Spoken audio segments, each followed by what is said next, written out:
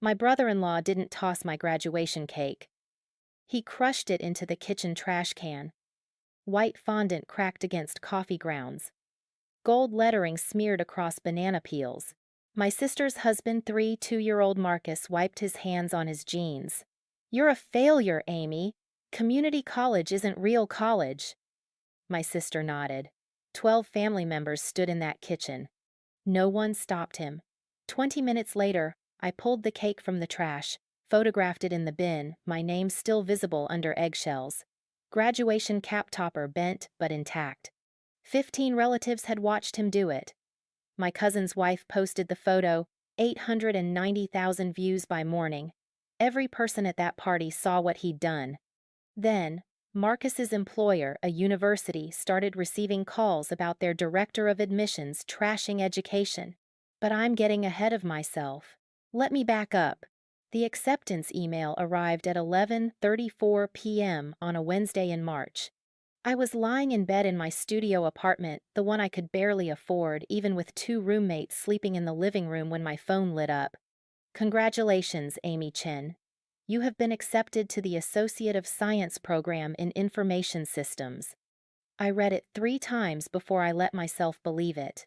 Community college wasn't my dream, but it was what I could afford after watching my parents drain their savings for my sister's state university tuition. 4 years at Western State had cost them $45,000. Rachel got the dorm experience, the meal plan, the college sweatshirts. I got a bus pass and a job at Target. "You understand," Mom had said when I was 17, standing in our kitchen the summer before senior year. "Rachel's already committed. We can't pull her out now." I'd nodded. I always nodded. "Community college is a smart choice anyway," Dad added, not looking up from his newspaper. "You can transfer later. Save money." What he didn't say, "We don't have money left for you." What I heard, "You're not worth the investment," Rachel was. So I took the bus to Riverside Community College every morning for 2 years. I worked 35 hours a week, scanning groceries and restocking shelves. I studied in the Target break room during my 15-minute breaks, textbooks propped against the vending machine. I ate dollar menu items and learned to make a single box of pasta last 4 days. I graduated with a 3.9 gigapascals. Phi Theta Kappa Honor Society sent me a certificate with my name in gold script. I hung it on my apartment wall, right above the second-hand desk I'd found on Craigslist. When I FaceTimed Mom to tell her, she said, "That's wonderful, sweetie," in the same voice she used when I told her I'd gotten a good deal on laundry detergent. Rachel's college graduation had been different. 3 years ago, our entire family drove 4 hours to Western State. Mom cried during the ceremony. Dad took 200 photos. We went to dinner at a steakhouse afterward, the kind with cloth napkins and a wine list. Rachel wore her cap and gown to the restaurant. Strangers congratulated her. I'd been 19, sitting at the end of the table, watching. "You'll have this someday too," Aunt Lisa had whispered to me, squeezing my hand. I'd believed her. Now, at 22, I was finally getting my own ceremony. Associate of Science. 2 years of night classes and weekend study sessions. 2 years of choosing between textbooks and groceries. 2 years of watching Rachel post Instagram photos from her marketing job, the one she got through Dad's golf buddy while I scanned barcodes under fluorescent lights. But I'd made it. The graduation ceremony was scheduled for May 18th at Riverside Community College's outdoor amphitheater. I sent the invitation to my parents 6 weeks in advance. Mom texted back, "We'll be there, so proud of you." I let myself hope. I bought a dress from Target with my employee discount navy blue, simple, $28. I had my roommate Jenna practice pinning my cap so it wouldn't fall off. I planned to take photos with my family afterward, the kind Rachel had framed in her apartment. I even decided to bake my own graduation cake.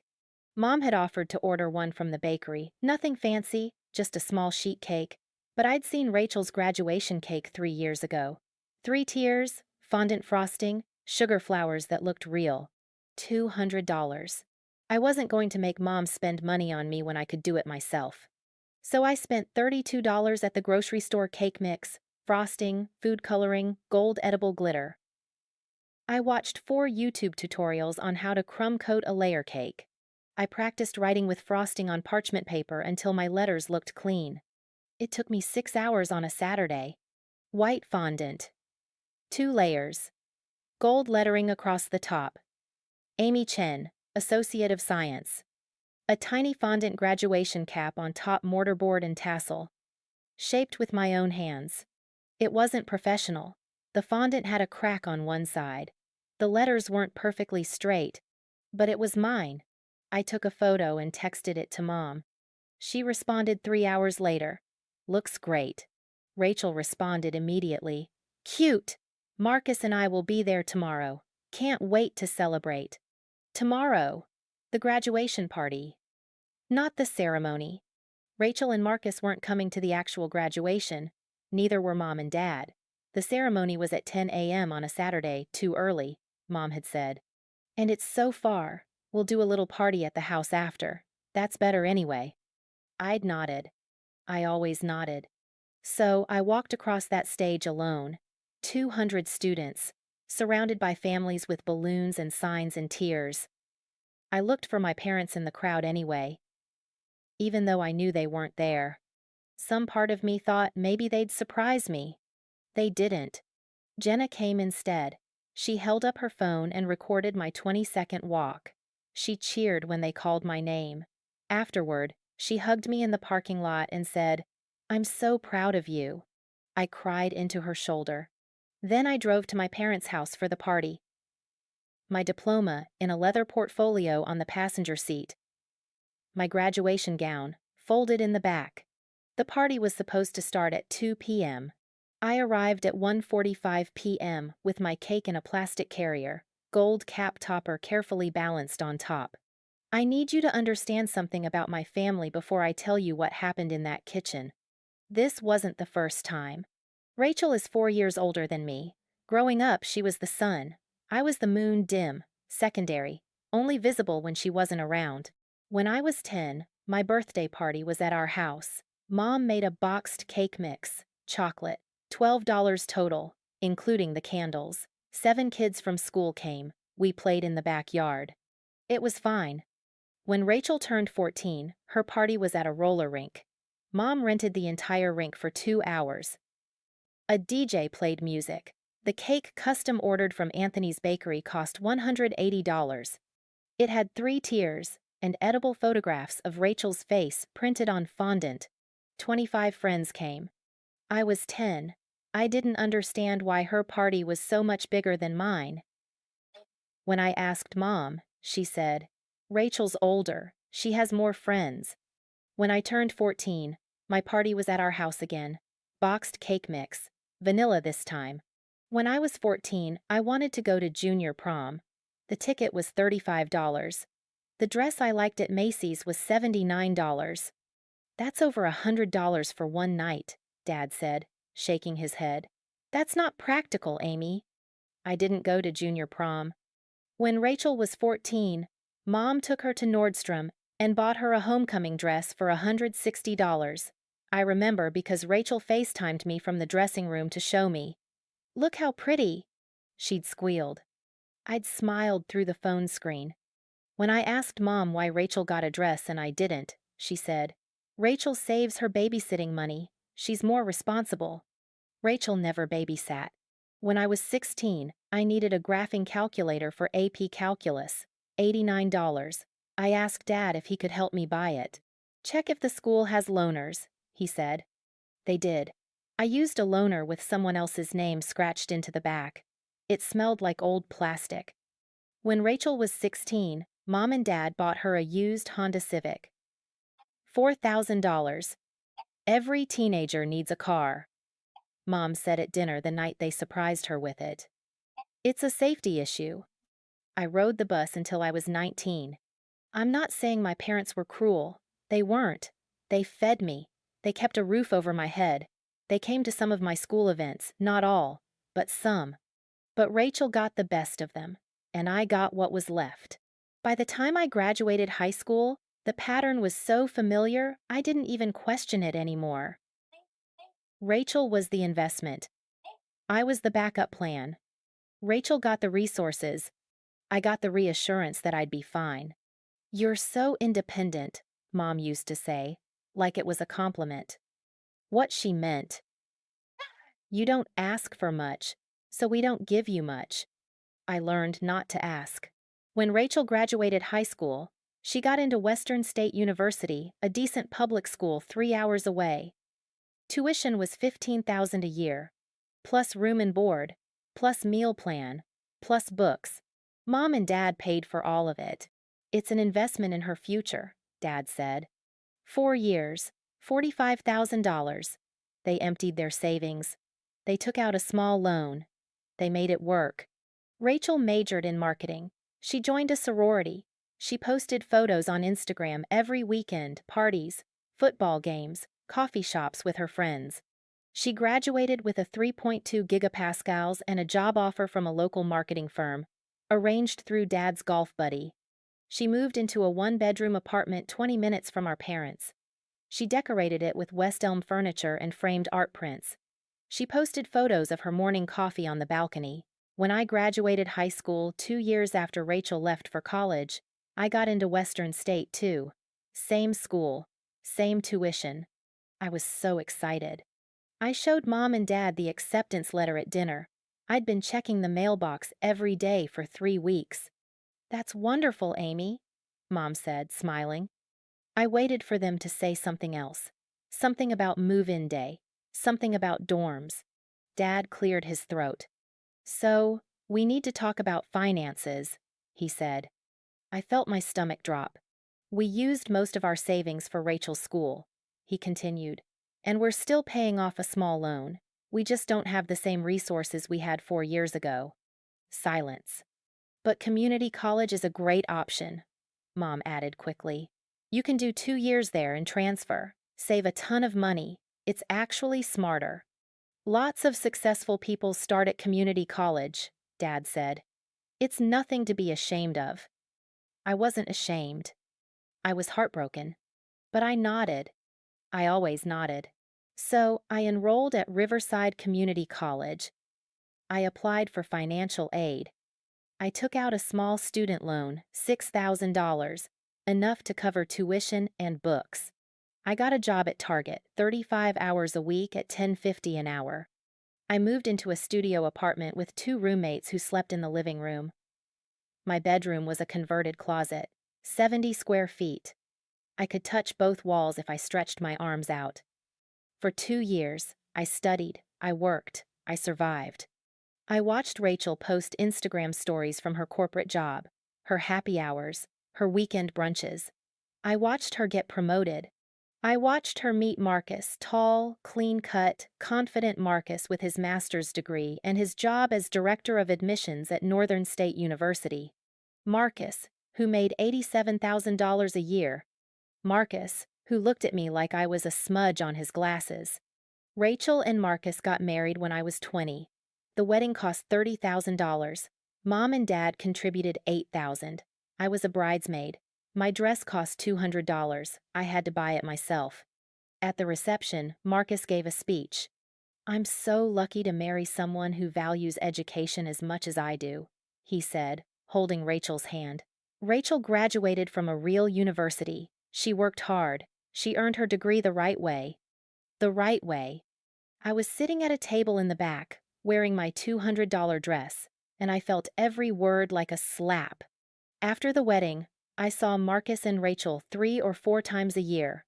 Always at family events, always with Marcus making comments. "Still at Target?" he'd ask, smirking. "Community college is fine for some people," he'd say at Thanksgiving. "When are you going to finish your real degree?" he'd ask at Christmas. Rachel never defended me. Mom and Dad never said a word. So when I finally graduated, when I finally finished my associate degree with a 3.9 gigapascals and a Phi Theta Kappa honor cord, I wanted one thing. I wanted my family to show up. I wanted them to be proud. I wanted to matter. The graduation party was supposed to be small. Just family. Mom set up folding tables in the backyard. Dad grilled hamburgers and hot dogs. Aunt Lisa brought potato salad. My cousins showed up with their kids. 15 people total. I arrived with my cake at 1:45 p.m. I walked through the side gate into the backyard, carefully balancing the plastic carrier. "There she is," Mom called, smiling. "Let me see." I set the carrier down on the folding table. I lifted the lid. The cake sat there, white fondant gleaming in the afternoon sun. Gold letters, tiny gold graduation cap on top. "Amy, this is beautiful," Aunt Lisa said, leaning in close. "You made this?" "Yeah," I said, feeling my chest swell a little. "Took me 6 hours." 6 hours? Cousin Maya laughed. "I can barely make boxed brownies." I smiled. For 5 minutes, I felt seen. Then Rachel and Marcus arrived. Marcus walked into the backyard at 2:07 p.m. wearing a polo shirt and khakis. Rachel beside him in a sundress. "Sorry we're late," Rachel called, waving. Marcus had a work thing. Everyone turned to greet them. Hugs. Smiles. Questions about Rachel's new job, her new apartment, her life. I stood by the cake table, watching. Marcus kissed Mom on the cheek.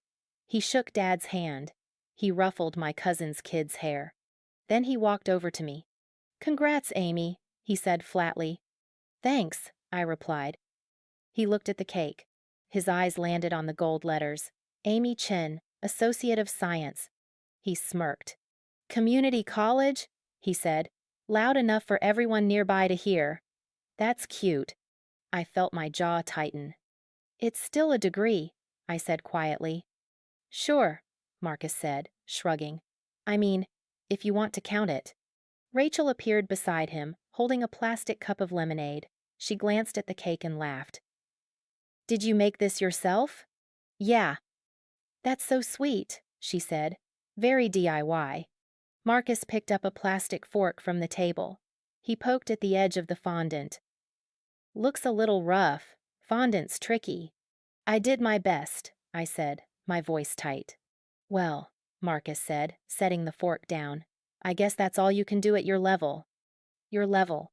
Something in my chest cracked. "Marcus," I said slowly, "what's your problem?" He blinked, surprised. "Excuse me? You've been making comments about my education for 2 years. What's your problem?" Rachel stepped forward. "Amy, don't start." "I'm not starting anything," I said, looking at Marcus. "I'm asking why my brother-in-law feels the need to insult me every time we're in the same room." Marcus's face hardened. "I'm not insulting you. I'm being realistic." "Realistic?" "Yeah." He crossed his arms. "Community college isn't real college, Amy. You know that. I work in higher education. I see hundreds of applications every year. Community college students don't have the same rigor, the same standards, the same—" "Marcus, stop," Aunt Lisa said from across the table. He didn't stop. "You want me to pretend this is some huge accomplishment?" Marcus continued, his voice rising. "You took 2 years of easy classes at a school with open enrollment. That's not the same as what Rachel did. That's not a real degree." The backyard went silent. 15 people stared. I felt my hands shaking. I worked full-time while taking those classes. I graduated with a 3.9 gigapascals. Yeah, at a community college," Marcus interrupted. "A 3.9 at a community college is like a 2.5 at a real school. It doesn't mean anything." "Marcus," Mom finally said, "that's enough." But he wasn't done. He looked at me, really looked at me, and said, "You're a failure, Amy. And baking a cake doesn't change that." The words hung in the air. I couldn't breathe. Then Marcus turned toward the cake. He picked up the plastic carrier lid. He reached down and grabbed the cake both hands, right on the sides, and lifted it. "Marcus, what are you—" Rachel started. He walked toward the house. I followed. "Marcus, put that down." He didn't respond. He walked through the back door into the kitchen. I was right behind him, my heart pounding. Aunt Lisa and Maya followed. So did Rachel. Marcus stopped in front of the kitchen trash can, the big silver one with the foot pedal. He stepped on the pedal. The lid opened. "Don't," I whispered. He looked at me. Then he crushed the cake into the trash can. The fondant cracked. The sound was like breaking glass. White frosting smeared across coffee grounds. Gold lettering my name, my degree smudged against banana peels and used napkins. The tiny gold graduation cap topper bent under the pressure of his hands. Marcus wiped his palms on his jeans. "There," he said. "Now it's where it belongs." I stared at the trash can. My cake, 6 hours of work, $32 of groceries, the only graduation gift I'd made for myself, sat in the trash, destroyed. "Are you insane?" Aunt Lisa shouted. Marcus turned to her. She needed a reality check. "You just threw her graduation cake in the trash," Maya yelled. "It's a community college degree," Marcus said, shrugging. "I did her a favor. Maybe now she'll take her education seriously." Rachel stood frozen by the doorway. "Say something," I whispered, looking at her. She looked at Marcus, then at me. Then she said, "Amy, you're being dramatic. It's just a cake. Just a cake." I felt something inside me shatter. I looked at the trash can, at the crushed fondant, at the gold letters, barely visible now, smeared and broken. Then I did something I don't fully remember deciding to do. I reached into the trash can. I grabbed the cake frosting smearing on my hands, coffee grounds sticking to the fondant, and I pulled it out. "What are you doing?" Rachel asked, horrified. I didn't answer. I set the cake on the counter. I pulled out my phone. I took a photo. White fondant cracked down the middle. Gold lettering smeared but still readable. Amy Chen, Associate of Science. The graduation cap topper bent but intact. Coffee grounds, banana peels, eggshells. And in the background of the photo visible on the counter, Marcus's work badge. Northern State University, Director of Admissions. "Amy, stop," Rachel said, reaching for my phone. I stepped back. I looked at Marcus. "You work in admissions." "Yeah," he said, confused. "You're the director of admissions at Northern State." "So?" I didn't answer. I walked out of the kitchen, through the backyard, and straight to my car. 15 people had watched it happen. 12 in the backyard, 3 in the kitchen. Jenna called me 20 minutes later. "Your cousin Maya just texted me." "What happened?" I told her. "He did what?" Jenna screamed through the phone. "He threw my cake in the trash," I said, my voice hollow. And Rachel said I was being dramatic. "Amy, that's—" "I took a photo." Silence. "You took a photo?" Jenna repeated. "Yeah, of the cake, in the trash, with his work badge in the background." "What are you going to do with it?" I looked at the photo on my phone. At the destroyed cake, at the badge, at the evidence. "I don't know yet," I said. But that was a lie. I already knew. I just didn't know how big it would get. By that night, my cousin's wife, Maya's sister-in-law, someone I barely knew, posted the photo on Facebook. She didn't ask me. She didn't tell me. She just posted it. The caption, "Imagine working in education and destroying someone's graduation cake. Amy Chen spent 6 hours baking this for her associate degree graduation. Her brother-in-law, a university admissions director, threw it in the trash and called her a failure. This is what elitism looks like." Within 2 hours, the post had 800 shares.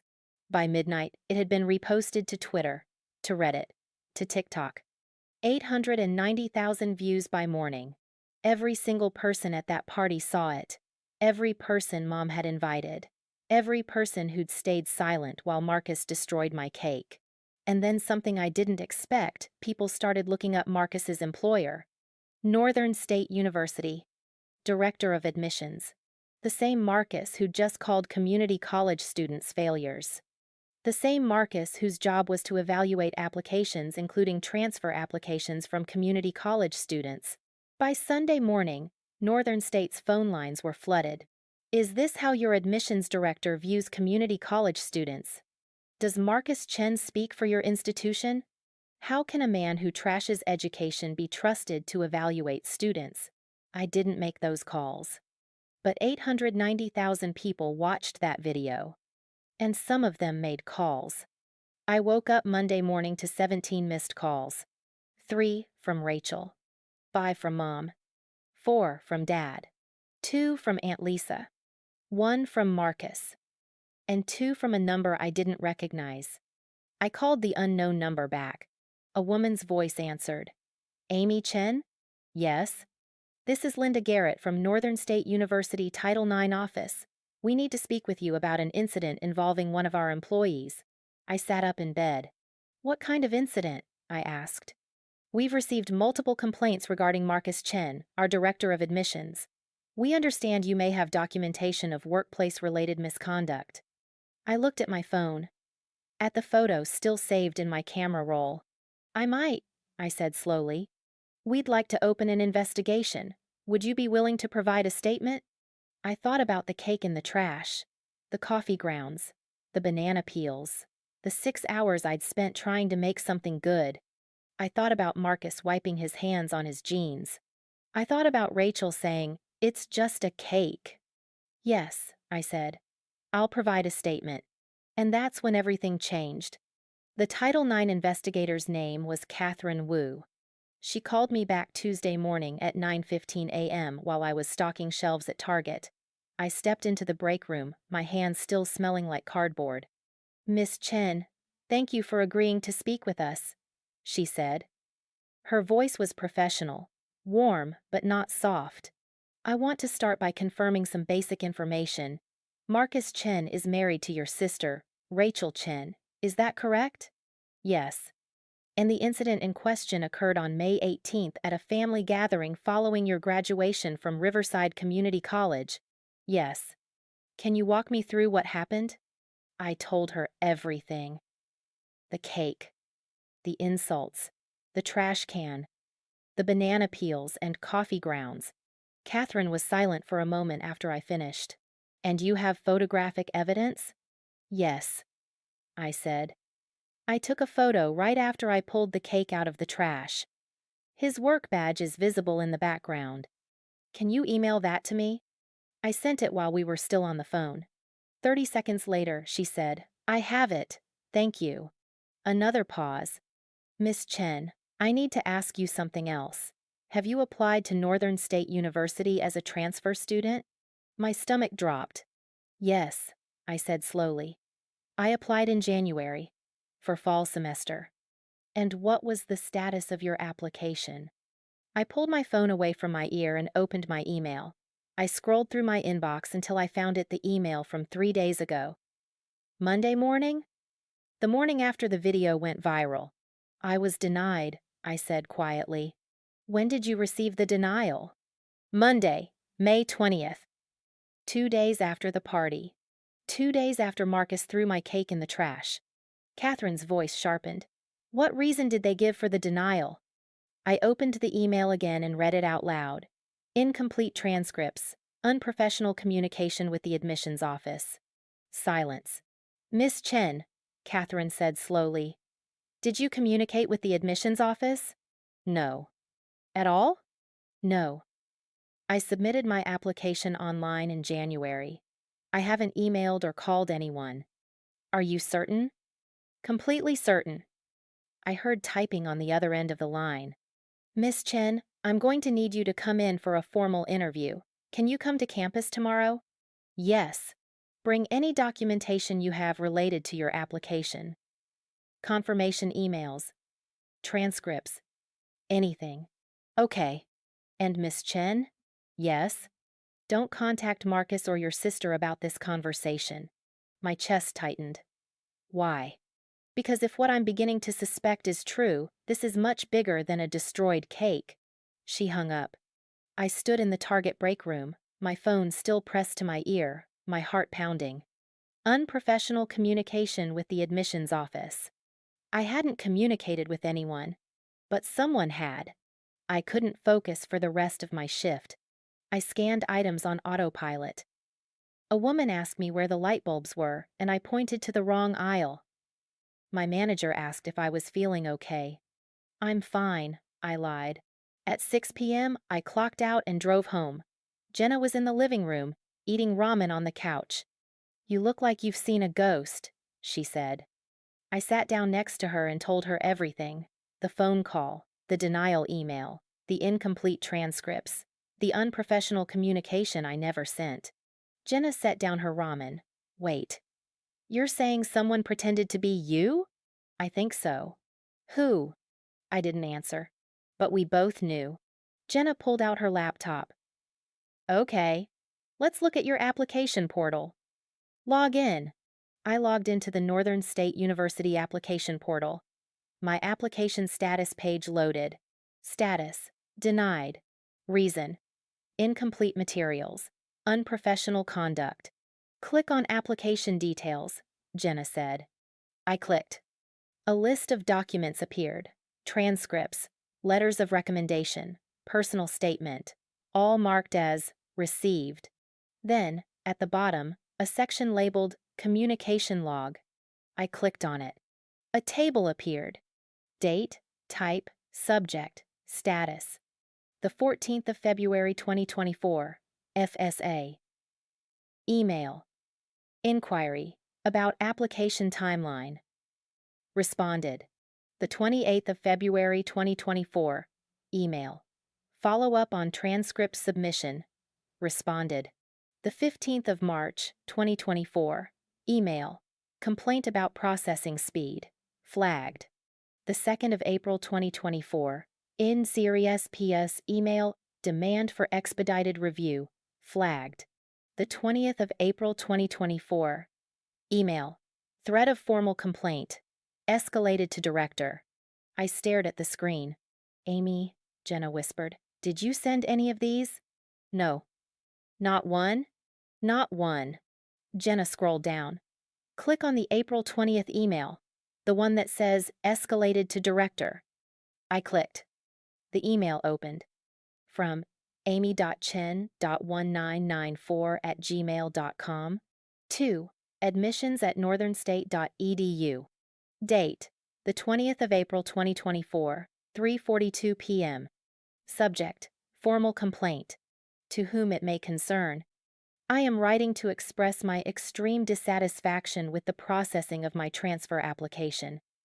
It has been over 3 months since I submitted my materials, and I have yet to receive a decision.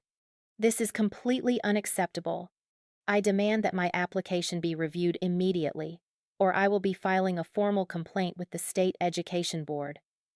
I have worked too hard to be ignored by your incompetent staff. I expect a response within 48 hours. Amy Chen. I felt sick. That's not me, I said. I didn't write that. I know, Jenna said, but someone did. I looked at the email address. amy.chen.1994@gmail.com. That was my email. How? I whispered. How did someone send emails from my account? Jenna was already typing on her laptop. Check your sent folder. Right now. I logged into my Gmail on my phone. I opened my sent folder. Nothing. No emails to Northern State, no complaints, no threats.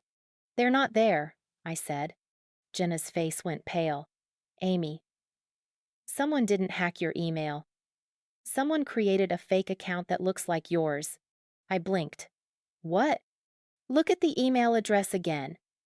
amy.chen.1994@gmail.com. What's your actual email? amy.chen1994@gmail.com. Jenna pointed at the screen. Theirs has a period. Yours has a dash. It's a fake account designed to look like yours. My hands started shaking. Who would do that? I asked. But I already knew. I didn't sleep that night. I lay in bed, staring at the ceiling, replaying every interaction I'd had with Marcus over the past 2 years.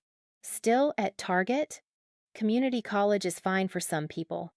When are you going to finish your real degree? And then, at the party, you're a failure, Amy.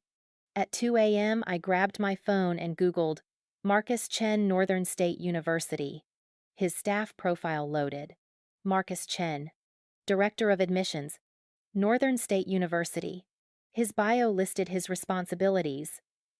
Oversees all undergraduate admissions decisions, including transfer applications from community colleges and other institutions. Transfer applications from community colleges. I clicked on the Contact tab. His email, m.chen@northernstate.edu.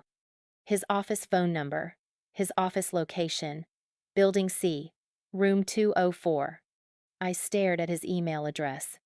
Then I opened the fake email again. The one sent to admissions, from amy.chen.1994@gmail.com. I looked at the response in the communication log. Response from m.chen@northernstate.edu. Marcus had responded to the fake email. Marcus had escalated it. Marcus had flagged my application. Marcus, the director of admissions, had sabotaged me. The next morning, I drove to Northern State University.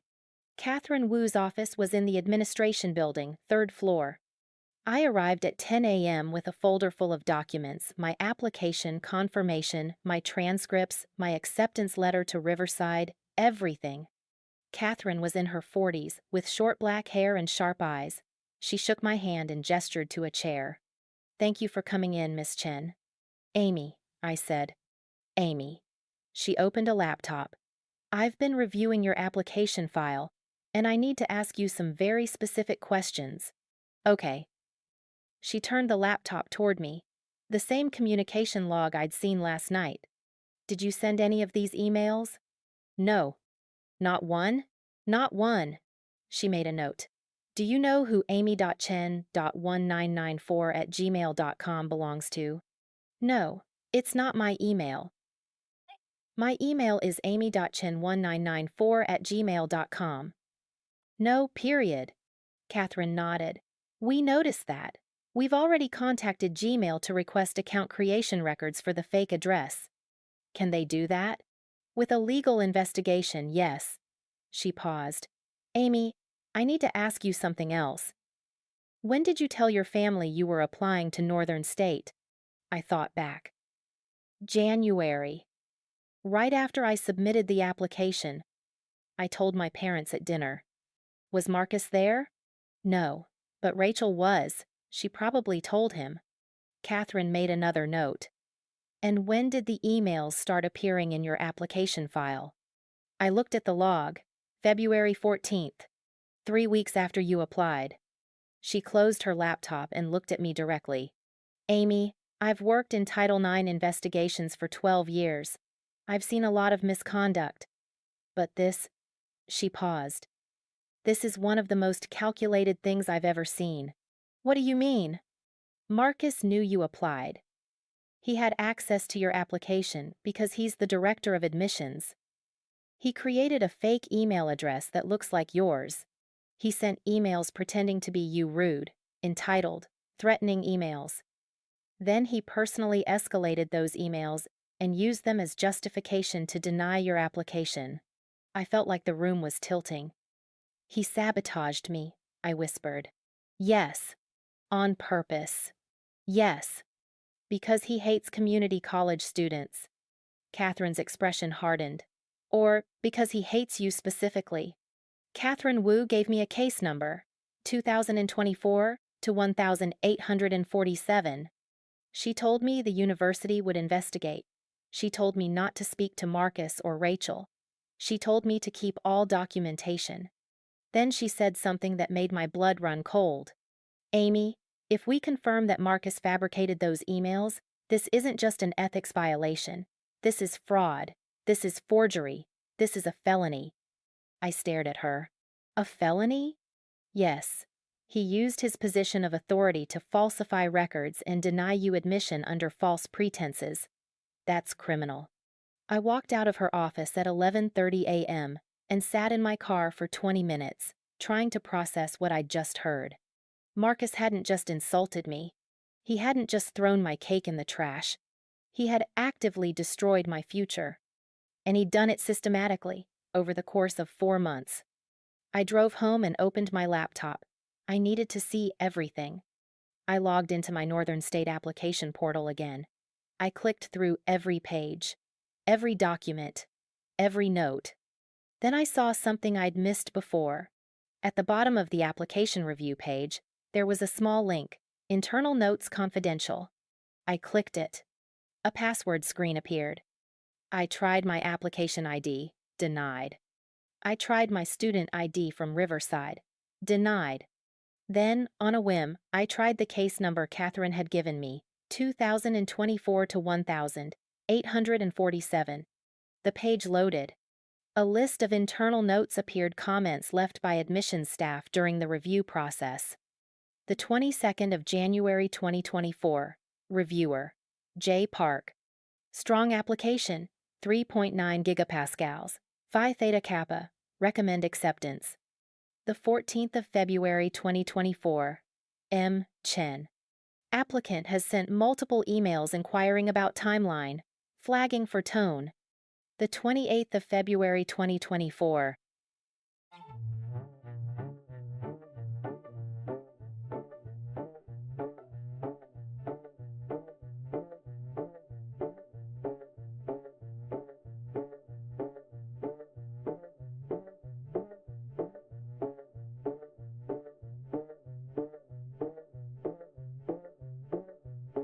Second inquiry from applicant. Impatient and demanding. Reducing priority.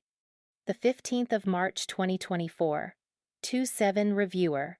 M. Chen. Third email.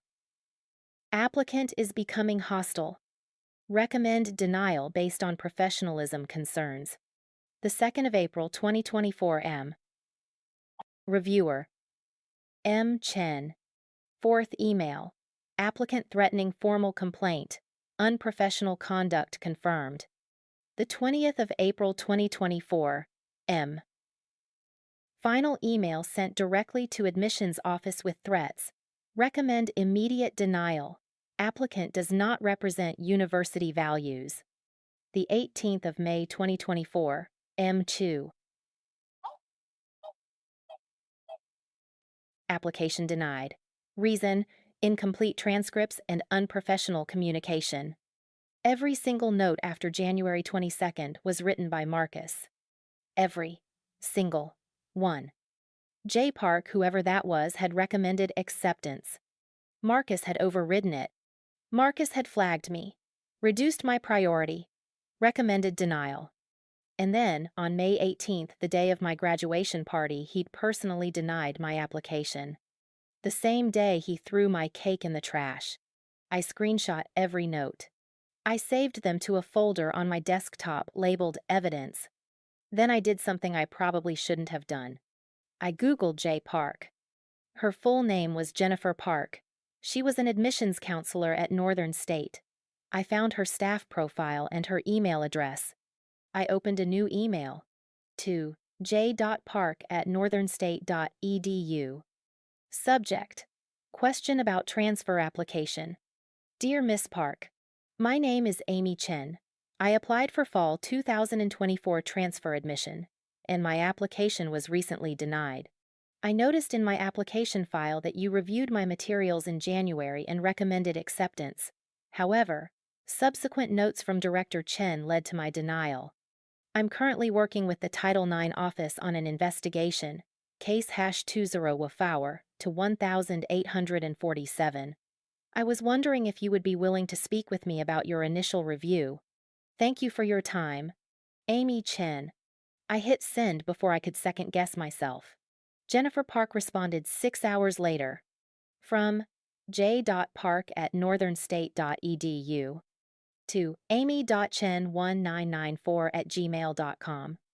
Subject: Question about transfer application. Hi, Amy. I remember your application.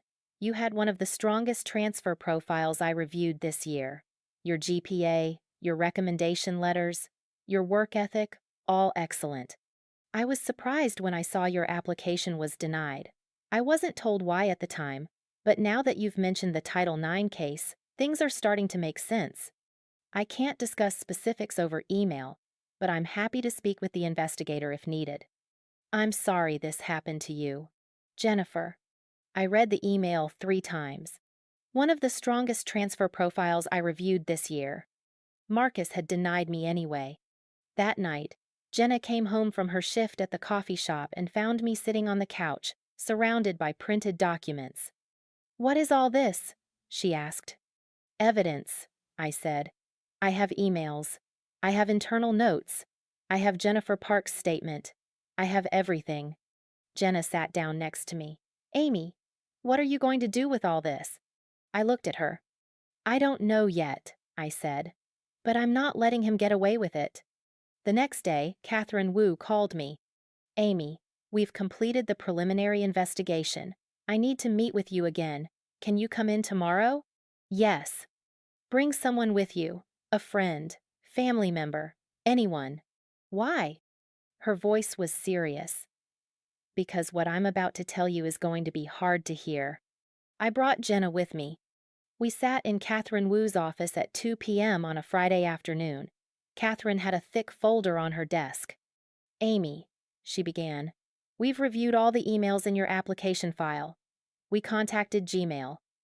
We traced the IP addresses. And?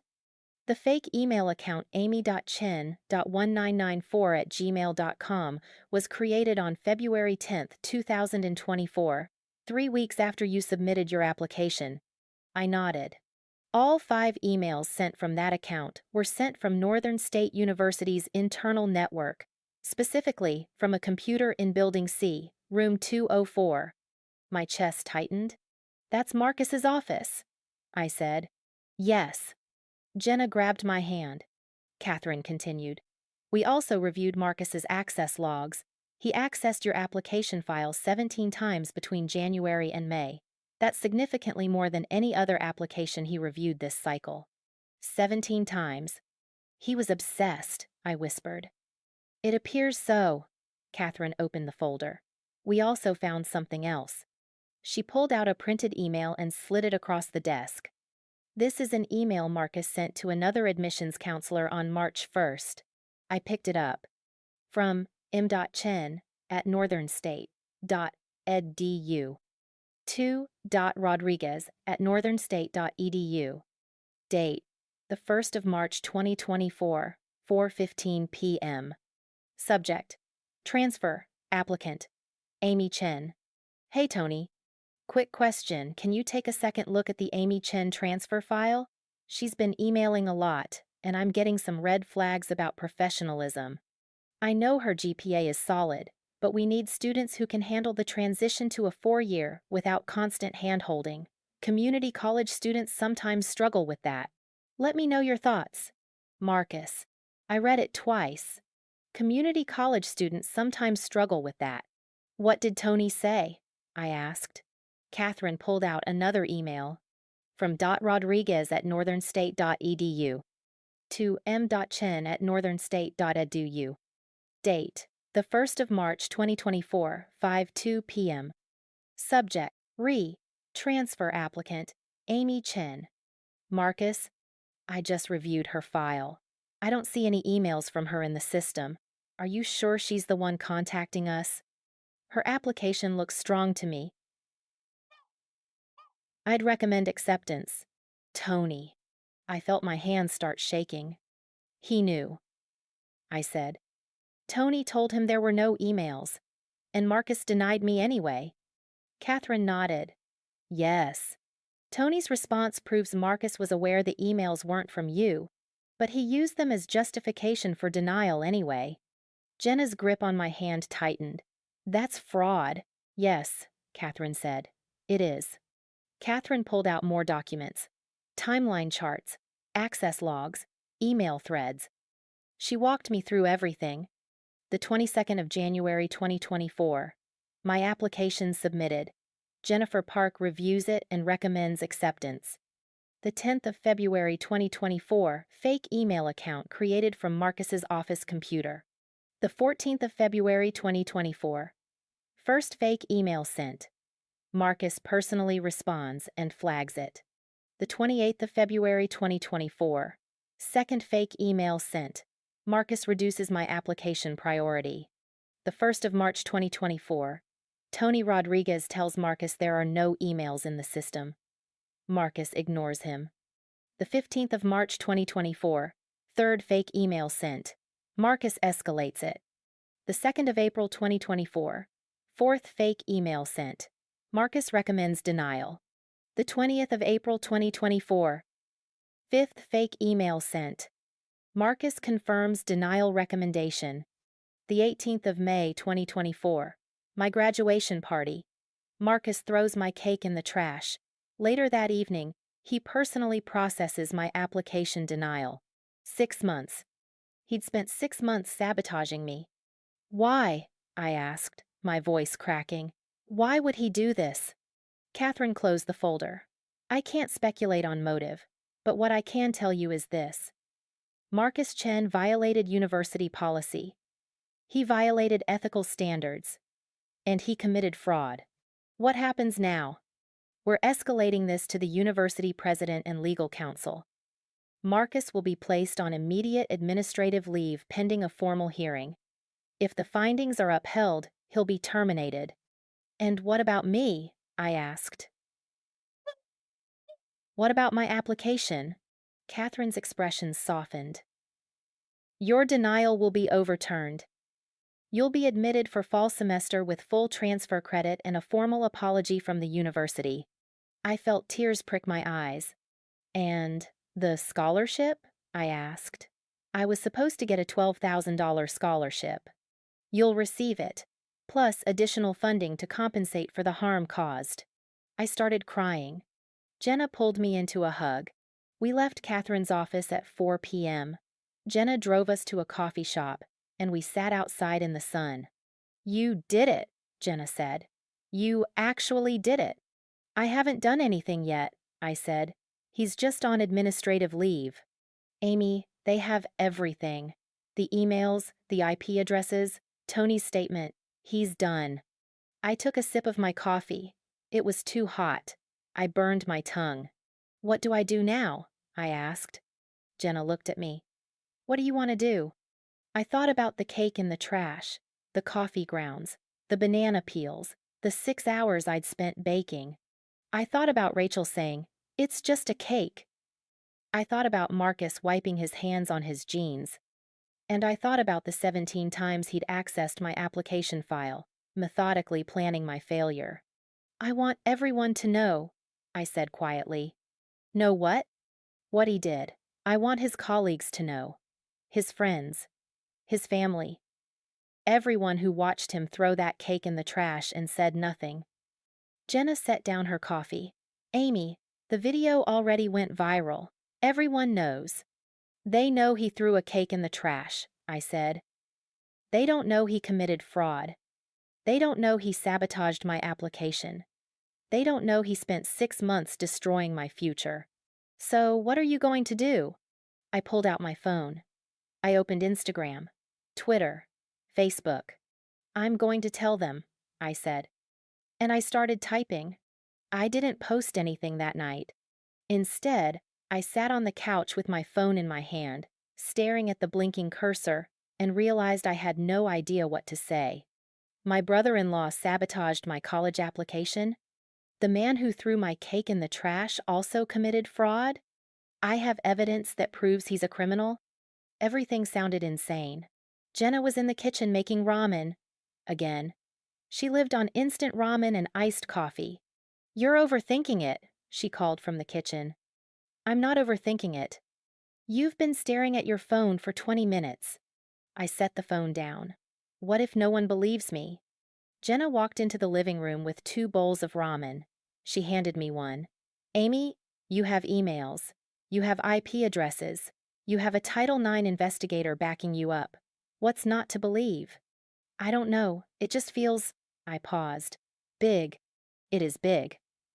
Too big. Jenna sat down next to me.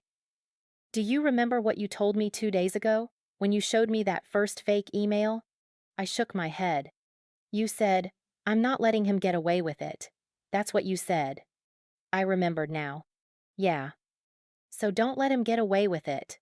I picked up my phone again, opened Instagram, stared at the blank caption box. Then I put the phone down again. I can't do this alone, I said quietly. Jenna looked at me. You're not alone. You know what I mean. She set down her ramen. Amy, what do you need? I thought about it. I need someone who knows how this works. Someone who's dealt with this kind of thing before. Like a lawyer? Yeah, but I can't afford a lawyer. What about legal aid? I'd thought about that. But legal aid was for criminal cases, evictions, domestic violence. I wasn't sure fraud against a college applicant qualified. I don't know if they'd take my case, I said. Jenna pulled out her phone. She typed something, scrolled. Then she turned the screen toward me. There's a legal clinic at the community college. Free consultations for students and recent graduates. I looked at the screen. Riverside Community College Legal Aid Clinic. Walk-ins welcome Tuesday and Thursday, 3 to 6 p.m. That's tomorrow, I said. Yeah. I looked at Jenna. Will you come with me? Of course. The next day, we drove to Riverside Community College. It felt strange being back on campus. I'd graduated 3 weeks ago, but it felt like years. I walked past the library where I'd spent so many late nights, past the student center where I'd eaten cheap burritos between classes, past the amphitheater where I'd walked across the stage. The legal clinic was in a small office building near the edge of campus. We walked in at 3:15 p.m. The waiting room had 6 plastic chairs and a reception desk staffed by a student volunteer. Hi, I said. I'm here for a consultation. The student, a guy about my age with glasses and a law school t-shirt, handed me a clipboard. Fill this out. Someone will be with you in about 20 minutes. I sat down and filled out the intake form. Name, Amy Chen. Case type, academic fraud, identity theft. Brief description. University admissions director created fake email account and sabotaged my transfer application. I hesitated before checking the next box. Have you filed a police report? No. Have you contacted an attorney? No. Are you currently involved in any legal proceedings? Yes. University Title IX investigation. I handed the clipboard back to the student. Jenna squeezed my hand. You're doing the right thing. I wasn't sure. But 20 minutes later, a woman in her 50s walked into the waiting room. She wore a blazer and glasses. Her hair was pulled back in a tight bun. Amy Chen? I stood up. That's me. I'm Laura Mitchell. I'm a supervising attorney here. Come on back. Laura's office was small but organized. Bookshelves lined with legal texts. A desk covered in neat stacks of paper. 2 chairs across from her. Jenna and I sat down. So, Laura said, opening a folder. Tell me what happened. I told her everything. The graduation party. The cake. Marcus throwing it in the trash. The viral video. The Title IX investigation. The fake email account. The 17 times Marcus accessed my file. The 6 months of sabotage. Laura took notes the entire time. When I finished, she set down her pen and looked at me. Amy, what Marcus did isn't just unethical. It's criminal. My stomach dropped. That's what Catherine Wu said. Catherine's right. Laura pulled out a legal pad and started writing. Let me break this down for you. Marcus committed at least 3 crimes. She wrote them down as she spoke. 1. Identity theft. He created a fake email account using your name to impersonate you. That's a felony under California Penal Code 530.5. 2. Forgery. He fabricated communications and submitted them as evidence in your application review. That's Penal Code 470. 3. Fraud. He knowingly used false information to deny you admission and financial aid. That's Penal Code 532. I stared at the legal pad. 3 felonies. What does that mean? I asked. It means if the district attorney wanted to prosecute, Marcus could face jail time. Each of these charges carries a potential sentence of up to 3 years. Jenna's eyes went wide. 3 years? Per charge, Laura said. They could run consecutively, but realistically, if this went to trial, he'd probably take a plea deal. Probation, restitution, community service, maybe a suspended sentence. Would he go to jail? I asked. Laura leaned back in her chair. That depends on a lot of factors: his criminal history, whether he shows remorse, whether the DA thinks it's worth prosecuting. Do you think they would? She considered it. Honestly, maybe. This case has a lot of elements that prosecutors love: clear evidence, digital trail, abuse of authority, and it's already public. That video has what, almost 1 million views? 890,000, Jenna said. Right, so there's public pressure. That matters. I felt my chest tighten. What do I have to do? Laura pulled out a business card. First, you need to file a police report. Take all your evidence, emails, screenshots, the Title IX findings, and go to the police station. Ask to speak to someone in the fraud division. She handed me the card. It had a name and a phone number.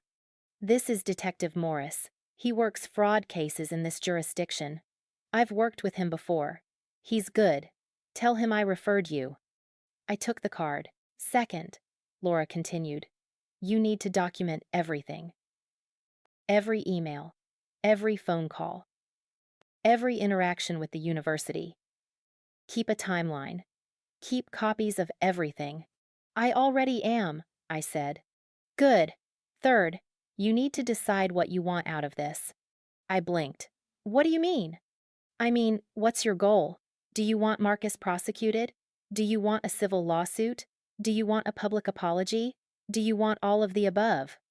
I looked at Jenna, then at Laura. I want him to lose his job, I said. I want everyone to know what he did, and I want to make sure he can never do this to another student. Laura nodded. Then you need to file that police report, because once law enforcement is involved, the university will take this even more seriously. And if criminal charges are filed, Marcus won't just lose his job, he'll lose his career. We left the legal clinic at 5 p.m. Jenna and I sat in my car in the parking lot.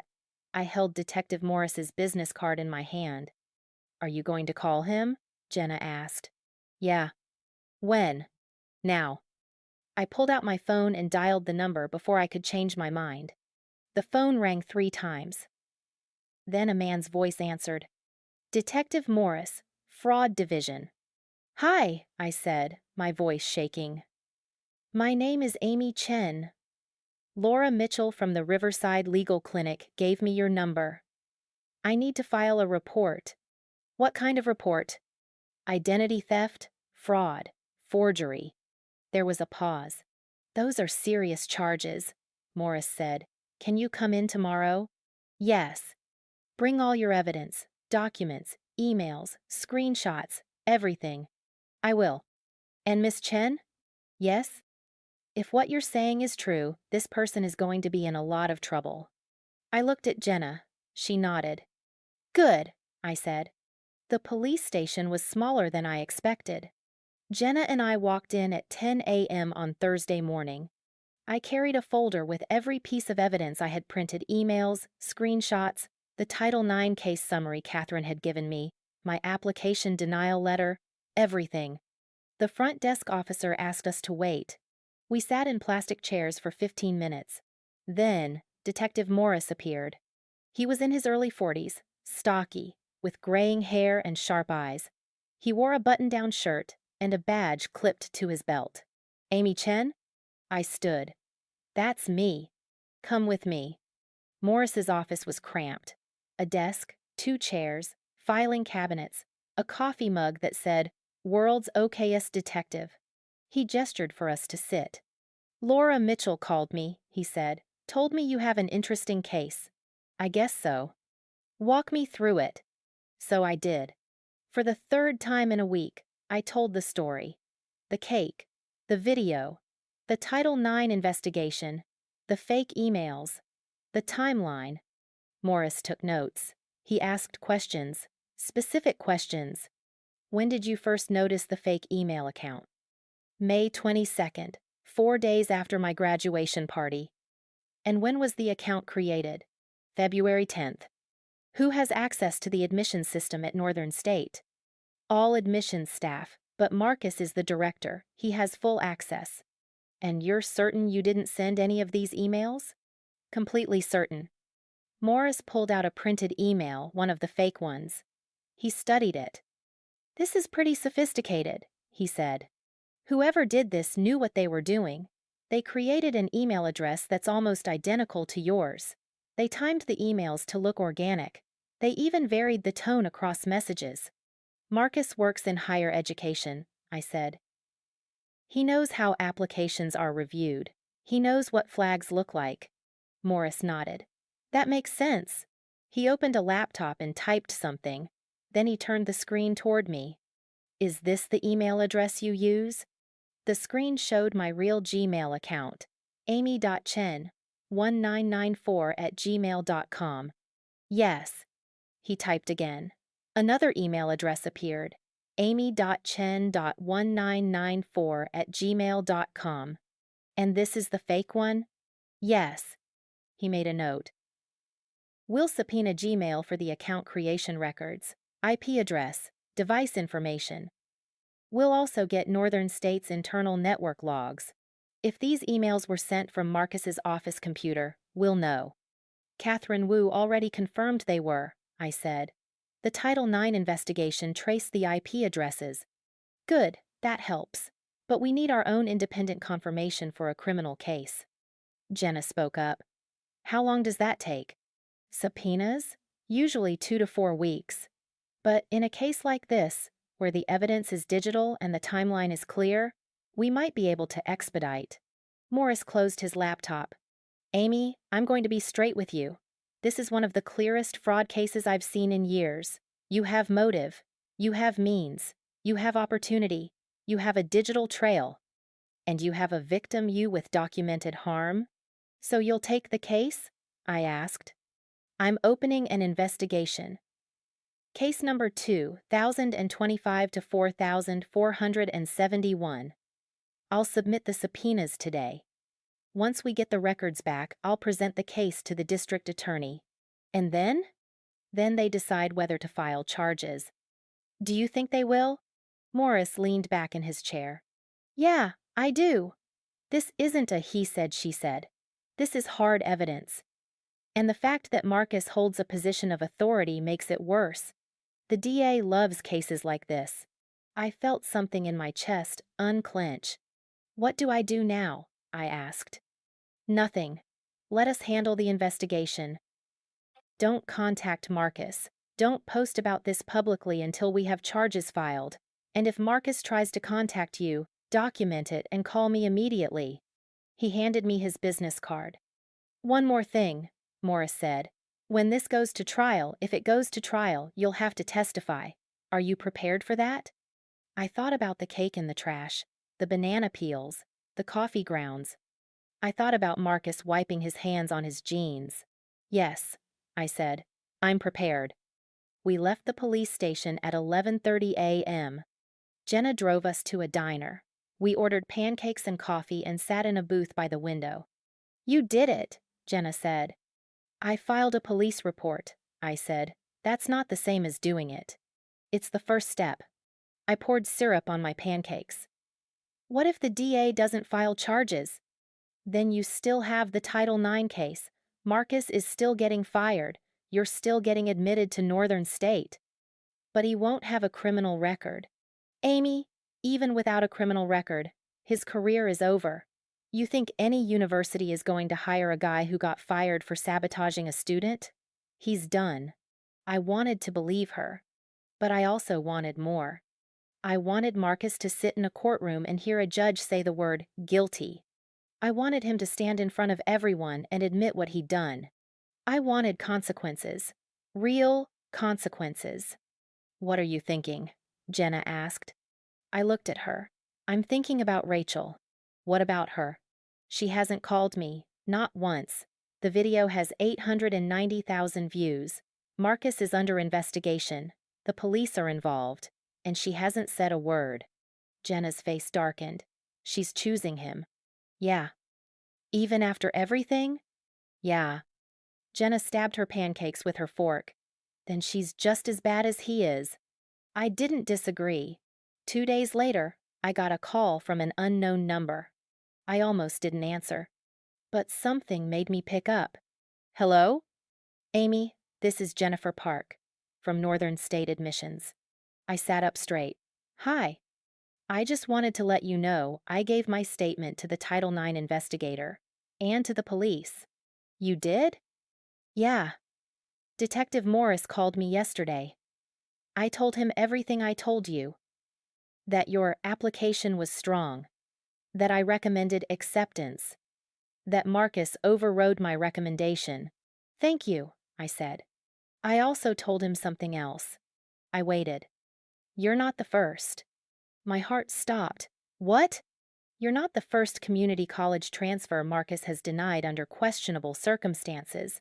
There have been 3 others in the past 2 years, all strong applications, all denied for vague reasons after Marcus personally reviewed them. I felt my hands start shaking. Did you tell Detective Morris? Yes, he's pulling their files now. Do you think... I paused. Do you think Marcus has been doing this to other people? Jennifer was quiet for a moment. I don't know, but I think it's worth investigating. That night, I couldn't sleep. I lay in bed, staring at the ceiling, thinking about Jennifer's words. 3 others. 3 other students. 3 other people who'd worked hard, applied, and been denied maybe because of Marcus.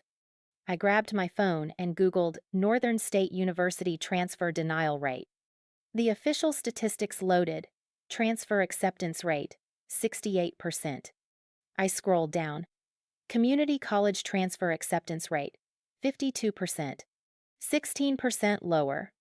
Was that because community college students were less qualified? Or because people like Marcus were gatekeeping? I opened a new browser tab and searched Marcus Chen Northern State. His staff profile loaded again. Director of Admissions since 2019. 5 years. If he'd sabotaged 3 students in 2 years, how many had he sabotaged in 5? I pulled out my laptop. I opened a spreadsheet. I started building a timeline. 2019. Marcus hired as Director of Admissions. 2020. Unknown. 2021. Unknown. 2022. Student hash-own denied, per Jennifer Park. 2023. Students #2 and #3 denied, per Jennifer Park. 2024. Amy Chen May denied. 4 students in 3 years. Maybe more. I needed names. The next morning, I called Detective Morris. Miss Chen, he answered. What can I do for you? Jennifer Park told me there were 3 other students Marcus denied under questionable circumstances. Have you pulled their files? I'm working on it. Northern State is cooperating, but it takes time to get records. Can I help? Morris paused. What do you mean? Can I reach out to those students? Ask them what happened? Amy, I appreciate the offer, but this is a police investigation. I can't have civilians interviewing potential witnesses. I'm not a civilian. I'm a victim. You're both, and I need you to let me do my job. I felt frustration rising in my chest. Detective, I have a right to know if other people were hurt. You do, and when the investigation is complete, you'll know. But right now, I need you to stay out of it. Fine. I hung up. Jenna looked at me from the couch. That didn't sound fine. It's not fine. What are you going to do? I thought about it. Then I opened Instagram. I posted a photo of my graduation cap, the one from Riverside Community College. The tassel. The Phi Theta Kappa cord. The caption. 3 weeks ago, my brother-in-law threw my graduation cake in the trash and told me I was a failure. What you didn't see in that video? He also sabotaged my transfer application to the university where he works as Director of Admissions. He created a fake email account. He impersonated me. He sent threatening emails to the admissions office and used them to deny my application. I filed a police report. Case hash 20205 to 4471. Identity theft, fraud, forgery. But here's the thing. I'm not the only one. There are at least 3 other community college students he did this to. If you applied to Northern State University as a transfer student in the past 3 years and were denied under questionable circumstances, please DM me. You deserve to know the truth. I posted it. Within an hour, I had 50 DMs. By the end of the day, I had 200. Most were messages of support. You're so brave. Thank you for speaking up. I hope he rots in jail. But 12 of them were different. 12 people said the same thing. I applied to Northern State. I was denied. And Marcus Chen reviewed my application. I forwarded every single message to Detective Morris. He called me 20 minutes later. Amy, what did I tell you? I didn't interview anyone, I said. I just posted about my case. People reached out to me. That's the same thing. No, it's not. I have a right to tell my story. Morris sighed. You're not wrong, but you're also making my job harder. How? Because now I have 12 potential witnesses who've been exposed to media coverage before I've even interviewed them. Defense attorneys love that. They'll claim the witnesses were influenced by your post. I didn't tell them what to say. Doesn't matter. You created a narrative. That's influence. I felt my anger rising. So what? I'm supposed to stay quiet while Marcus destroys more lives? No, you're supposed to let the justice system work. The justice system takes time. People need to know now. Morris was silent for a long moment. Amy, I understand your frustration. I do. But if you want this case to hold up in court, you need to trust me. Can you do that? I thought about the 12 messages. I thought about the 3 students Jennifer Park had mentioned. I thought about how many more there might be. I'll try, I said. That night, Jenna and I sat on the couch, scrolling through the DMs. This is insane, Jenna said. 12 people. That we know of, I said. What do you think he was doing? Just denying every community college student? No, not everyone. Just enough to make himself feel powerful. Jenna looked at me. What are you going to do? I thought about Detective Morris's warning. Then I thought about the 12 people who'd reached out. I'm going to document everything, I said. Every message, every name, every story. And when this goes to trial, I'm going to make sure the jury hears all of it. Even if Morris tells you not to? Especially if Morris tells me not to. Jenna grinned. That's my girl. Over the next week, I organized the messages. I created a new spreadsheet, 12 rows, 1 for each person. Name, year applied, GPA, denial reason, Marcus involvement. I filled in what I could from the DMs. Some people gave me full details. Others just said, he denied me too. But patterns started to emerge. All 12 had applied as community college transfers. All 12 had GPAs above 3.5. All 12 had been denied for vague reasons. Incomplete materials, unprofessional conduct, not a good fit. And all 12 had Marcus Chen listed as the reviewing admissions officer. I stared at the spreadsheet. 12 people, 12 futures, 12 lives disrupted because one man couldn't stand the idea of community college students succeeding. I saved the file. Then I emailed it to Detective Morris with a single sentence. You said to document everything. Here it is. He didn't respond. But 2 days later, Catherine Wu called me. Amy, the university has expanded the investigation. We're reviewing every transfer application Marcus touched in the past 5 years. Everyone? Everyone. How many is that? Over 300. I felt dizzy. 300 applications? Yes. We're cross-referencing denial rates, reasons, and patterns. If Marcus systematically discriminated against community college students, we'll find it. And if you do, then this becomes a federal case. Civil rights violation. The Department of Education will get involved. And Marcus won't just lose his job. He'll never work in education again. I closed my eyes. 300 applications. How many lives had he touched? How many had he ruined? Amy? Catherine's voice pulled me back. Are you okay? Yeah, I said. I'm okay. But I wasn't. I was angry. And I was just getting started. Rachel's baby shower was scheduled for June 15th. The invitation arrived in my mailbox on May 28th. A pale blue envelope with silver lettering.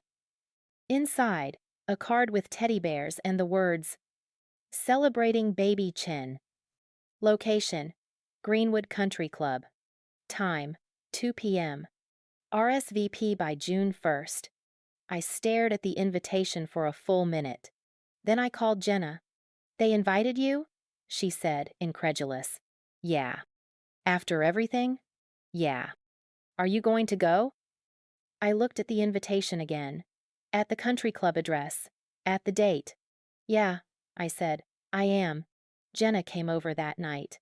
We sat at my kitchen table with the invitation between us. Okay, Jenna said. Walk me through this. Why are you going? Because 40 people will be there, I said. Family, friends.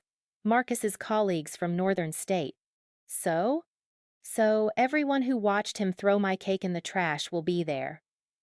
Everyone who stayed silent. Everyone who defended him. Jenna leaned back. You're going to confront him. Yes. Publicly. Yes. At your sister's baby shower. Yes. Jenna was quiet for a moment. Then she grinned. I'm coming with you. Over the next 2 weeks, I planned. I organized my evidence. I printed documents. I created a timeline poster, every email, every denial, every lie. I laminated it. I wrote a speech. Then I rewrote it. Then I rewrote it again. I practiced in front of my bathroom mirror. I timed myself. 3 minutes. Too long. I cut it to 2. Jenna helped me pick an outfit. Navy dress, professional, clean. You need to look like you're in control, she said. I am in control. I know, but they need to see it. On June 10th, 5 days before the shower, Detective Morris called. Amy, we got the Gmail records. My heart jumped. And? The fake email account was created on February 10th at 2:47 p.m. IP address traces back to Northern State University's network. Building C. Room 204. Marcus's office. Yes, we also got device information. The account was created on a university-issued laptop assigned to Marcus Chen. I felt my chest tighten. So, it's confirmed. It's confirmed. I'm presenting the case to the DA tomorrow. Will they file charges? Morris paused. I think so. This is about as clear-cut as fraud cases get. But I need you to understand something, Amy. If they file charges, this becomes a criminal trial. You'll have to testify. You'll be cross-examined. It's not going to be easy. I know. And it's going to take months, maybe a year. I know. Okay, I'll call you after I meet with the DA. He hung up. I sat on my couch, staring at my phone. It was happening. It was really happening. On June 12th, the DA filed charges. 3 counts. Identity theft, Penal Code 530.5. Forgery, Penal Code 470. Fraud, Penal Code 532. Marcus was arrested at his home at 6 a.m. I didn't know that until later. But Jenna saw it on the news. She called me, screaming, "Turn on Channel 7!" I turned on the TV. A reporter stood outside Marcus's apartment building. Marcus Chen, former director of admissions at Northern State University, was arrested this morning on charges of identity theft, forgery, and fraud. Chen allegedly created a fake email account to impersonate his sister-in-law and sabotage her college application. He was released on $50,000 bail and is scheduled for arraignment next week. The screen cut to a mugshot. Marcus, unshaven, eyes hollow. I stared at the TV. Amy? Jenna's voice came through the phone. Are you okay? I realized I was crying. Yeah, I said. I'm okay. Rachel called me that night. I didn't answer. She left a voicemail. Amy, what the hell did you do? Marcus was arrested. Arrested? Do you have any idea what you've done to our family? To me? To our baby? Call me back. Now! I deleted the voicemail. Then I blocked her number. The baby shower was in 3 days. I didn't know if Rachel would still have it. Part of me thought she'd cancel. But on June 14th, the day before the shower, I got a text from Aunt Lisa. Are you coming tomorrow? Rachel says the shower is still on. I think she's in denial. I texted back, I'll be there. Aunt Lisa responded immediately. Are you sure that's a good idea? Probably not, but I'm coming anyway. That night, I couldn't sleep. I lay in bed, going over my speech in my head. 2 minutes, 120 seconds. I thought about what I'd say. I thought about how Rachel would react. I thought about Marcus. And I thought about the 40 people who'd be there, the same people who'd watched him destroy my cake and said nothing. Tomorrow, they'd hear the truth. All of it. I woke up at 7 a.m. on June 15th. The shower wasn't until 2 p.m., but I couldn't sleep. I got up, made coffee, stared at my evidence folder on the kitchen table. Jenna stumbled out of her room at 8:30. You're up early. Couldn't sleep. Nervous? Terrified. She poured herself coffee and sat down across from me. You don't have to do this, you know. Yes, I do. Why? I thought about it. Because if I don't, no one will. At noon, I started getting ready. Navy dress. Minimal makeup. Hair pulled back. Jenna wore black. I'm your backup, she said. I need to look intimidating. We left at 1:15 p.m. The country club was 40 minutes away. We drove in silence. My phone buzzed. A text from Aunt Lisa. I'm here. Rachel looks stressed. Marcus isn't here yet. Are you still coming? I texted back. On my way. Jenna glanced at me. Marcus isn't there yet? Not yet. Do you think he'll show up? I don't know. What if he doesn't? Then I'll still say what I need to say. We arrived at Greenwood Country Club at 1:55 p.m. The building was elegant. White columns, manicured lawns, a circular driveway where valets parked cars. We walked through the main entrance. A sign in the lobby read, Chen Baby Shower, Rosewood Ballroom. We followed the signs. The hallway was lined with photos of golf tournaments and wedding receptions. Everything gleamed. At the end of the hall, double doors stood open. I could hear voices inside, laughter, music. Jenna squeezed my hand. You ready? No. Good, let's go. We walked into the ballroom. It was beautiful. Pale blue decorations, balloons, a gift table overflowing with wrapped boxes, round tables with white linens and flower centerpieces. About 40 people milled around, family, friends, people I recognized from the graduation party. Rachel stood near the gift table, wearing a white maternity dress. Her hand rested on her belly. She was talking to Mom. Mom saw me first. Her face went pale. Rachel turned. For a moment, we just stared at each other. Then Rachel walked over. What are you doing here? She hissed. I was invited. You're not welcome. That's not what the invitation said. Rachel's jaw tightened. Amy, if you're here to cause a scene, I'm here to tell the truth. The truth? You got Marcus arrested. No, Marcus got himself arrested. Rachel stepped closer. Her voice dropped to a whisper. You need to leave. Now. I'm not leaving. Amy, where's Marcus? I asked. Rachel's face flickered. He's not coming. Why not? Because he's dealing with the legal mess you created. I felt something cold settle in my chest. I didn't create anything, Rachel. He did. You filed a police report. Because he committed a crime. Rachel's eyes filled with tears. He made a mistake, Amy. One mistake. And you're destroying his life over it. One mistake? I said quietly. He spent 6 months sabotaging me. He created a fake email account. He impersonated me. He denied my application. That's not one mistake. That's a crime. He was trying to help you. I stared at her. Help me? Yes. He thought community college was holding you back. He thought if he pushed you harder, you'd. He threw my cake in the trash, Rachel. She flinched. He called me a failure. In front of 15 people. Then he sabotaged my future. That's not help. That's cruelty. Rachel wiped her eyes. You don't understand. No, you don't understand. I turned and walked away. Aunt Lisa found me near the punch bowl. Amy, she said quietly, are you okay? Not really. Do you want to leave? No. And she studied my face. You're planning something. Yeah. What? I looked around the room, at the 40 people laughing and talking, at Mom and Dad near the cake table, at Rachel's friends taking photos, at the microphone set up near the gift table. I'm going to tell them what Marcus did, I said. Aunt Lisa's eyes widened. Here? Now? Yes. Amy, that's.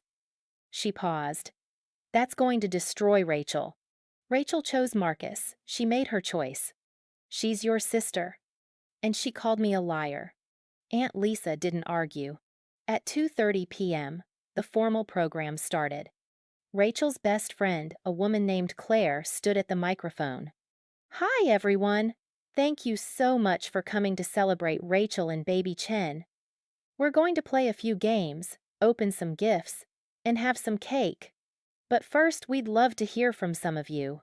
If anyone wants to say a few words, come on up. People clapped. Rachel's college roommate went first.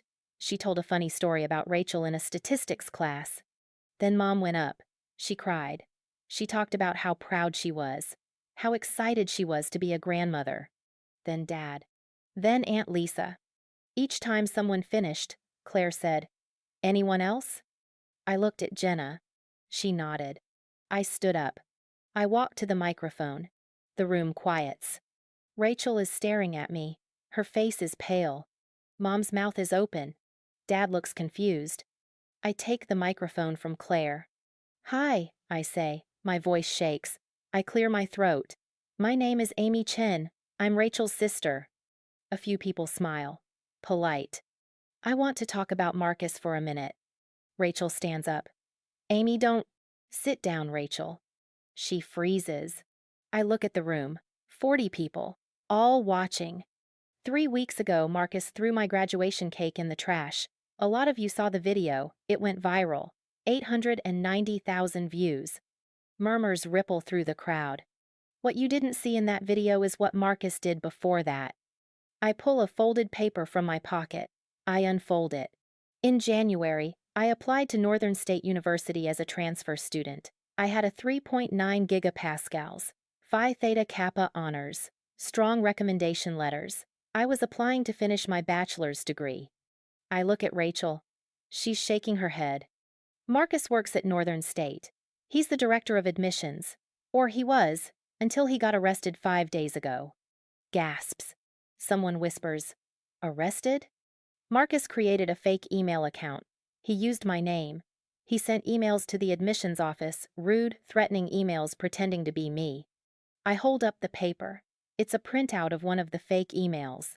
This is one of them, dated February 14th, sent from an account called amy.chen.1994@gmail.com. That's not my email. My email is amy.chen1994@gmail.com. No period. I let that sink in. Marcus sent 5 emails over 4 months. He used them to justify denying my application. He personally denied me. And on May 18th, the day of my graduation party, he processed my denial. The room is silent. Then he came to my party. He looked at the cake I'd spent 6 hours baking, and he threw it in the trash. I looked directly at Rachel. Your husband didn't just insult me. He sabotaged my education. He committed identity theft. He committed fraud. He committed forgery. Rachel is crying now. And he's not sorry, I continue. He's only sorry he got caught. I fold the paper and put it back in my pocket. Marcus was arrested on June 12th. He's been charged with 3 felonies. The trial is scheduled for September. Someone in the back, one of Marcus's university colleagues, pulls out their phone. But here's the thing, I say. I'm not the only one. More murmurs. Marcus has been doing this for years. The university is investigating over 300 transfer applications he reviewed. They've found at least 12 other students he denied under suspicious circumstances. All of them were community college students. All of them had strong applications. All of them were denied for vague reasons after Marcus personally reviewed their files. A woman near the front gasps, "Oh my God. Marcus didn't just destroy my future. He destroyed theirs too, because he couldn't stand the idea of community college students succeeding." I look around the room. A lot of you were at my graduation party. You watched him throw my cake in the trash. You watched him call me a failure. And you said nothing. Silence. So I'm saying something now. I set the microphone down on the gift table. The room erupts. People are talking, shouting, pulling out phones. Rachel is sobbing. Mom rushes over to her. Dad stands up. "Amy, this is not the time." "When is the time, Dad?" I snap. "When he's in jail. When the trial is over. When is it okay for me to tell the truth?" Dad doesn't answer. Aunt Lisa walks over to me. She puts her hand on my shoulder. "You did the right thing." "I know." Rachel pushes through the crowd. She's shaking. Get out of my shower, get out of my life." "I was already out of your life, Rachel. You made that choice when you chose Marcus over me. He's my husband. And I'm your sister." Rachel slaps me. The room goes dead silent. My cheek stings. I don't touch it. I look at Rachel. Her hand is still raised. Her face is red. "You just assaulted me in front of 40 witnesses, I say quietly. Rachel's face crumbles. She turns and runs out of the ballroom. Mom follows her. Dad looks at me. "Amy, you've gone too far." "No, Dad, I haven't gone far enough." I walk out. Jenna is right behind me. We get to the parking lot. I'm shaking. "Holy shit," Jenna says. "Yeah." "She slapped you." "Yeah." "Are you okay?" I touch my cheek. It's still stinging. "I don't know." My phone buzzes. A text from Aunt Lisa. "Rachel left. People are leaving. This is a disaster. But you were right." Another buzz. A text from an unknown number. "This is Claire, Rachel's friend. I was at the shower. I had no idea about Marcus. I'm so sorry. You were brave to say something." Another buzz, another unknown number. "This is Sarah Watkins. I applied to Northern State in 2022. I was denied. Marcus reviewed my application. I think he did the same thing to me. Can we talk?" I showed Jenna the messages. "It's working," she says. "What is?" "The truth. People are listening." We drive home. My phone doesn't stop buzzing. By the time we get back to my apartment, I have 37 messages. Most are from people at the shower. Some supportive, some angry. But 5 are from strangers. 5 people who applied to Northern State. 5 people who were denied. 5 people who want to talk. I forward the messages to Detective Morris. Then I sit on my couch and cry. Not because I regret what I did, but because it's over. The confrontation, the planning, the speech, it's done. And I can finally breathe. Jenna sits next to me. "You okay?" "Yeah." "That was intense." "Yeah." "Do you think Rachel will ever forgive you?" I think about the slap, about her face, about her tears. "No," I say. "I don't think she will." "Does that bother you?" I wipe my eyes. Not as much as it should. That night, the video goes viral again. Someone at the shower filmed my speech. They posted it to TikTok. The caption, "Woman exposes her brother-in-law's fraud at her sister's baby shower. This is insane." Within 6 hours, it has 3.2 million views. The comments pour in. "She's a hero." "The sister is delusional." That slap was assault. Marcus deserves prison. Community college students deserve better. I read them until my eyes blur. Then I turn off my phone and go to bed. Tomorrow, the real work begins. But tonight, I let myself rest. Because I finally told the truth. And the world is listening. The first thing I did when I woke up the next morning was check my phone. 273 notifications. Text messages, emails, Instagram DMs, TikTok comments, missed calls. I scrolled through them, my heart pounding. Some were supportive. "You're so brave. Thank you for speaking up. Marcus deserves everything coming to him." Some were angry. "You ruined your sister's baby shower. You're a terrible person. Family should come first." And some were from strangers, people who'd seen the video, people who'd applied to Northern State, people who wanted to share their stories. At 8 a.m., Detective Morris called. "I saw the video," he said. "That was quite a speech." "I'm sorry. I know you told me to stay quiet." "Amy, I'm not mad. Actually, it might help the case. We've had 17 more people come forward since yesterday, all community college transfer applicants, all denied by Marcus. 17. That's in addition to the 12 from before?" I asked. "Yes. We're up to 29 potential victims now, and the university's investigation found 43 more questionable denials." I felt dizzy. 43? Marcus has been systematically discriminating against community college students for 5 years. This is bigger than anyone realized. By noon, Northern State University released a statement. I read it on their website, my hands shaking. Northern State University has terminated Marcus Chen effective immediately. We are conducting a full review of all transfer applications he processed. Students who believe they were unfairly denied are encouraged to contact our admissions office for reevaluation. We apologize for this breach of trust and are committed to ensuring fair admissions practices moving forward. He was fired. It was over. Or at least, the university part was over.